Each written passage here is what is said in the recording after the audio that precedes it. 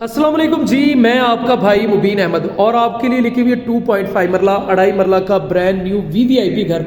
हमारा ये नया खूबसूरत तरीन घर तैयार हुआ है। तो इस समय हम इस घर के लाउंज एरिया में मौजूद है, जहाँ पर आपको ओपन स्टाइल में सीढ़ियों के नीचे बड़ा प्यारा सा किचन तैयार हो रहा है, जिसकी कैबिन बनेगी तो बड़ा खूबसूरत आपको मिलेगा।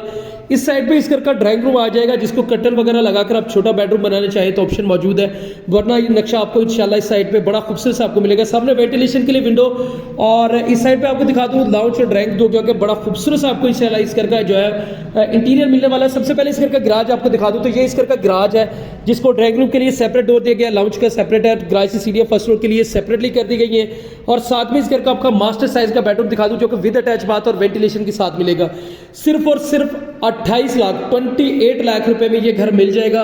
अबू बकर Holmes housing society, गजुमता, आहलू road, Lahore में घर वाक़ है। बाकी मजीद डिटेल के लिए भाई का चैनल सब्सक्राइब करें और फोन पर रब्ता करें।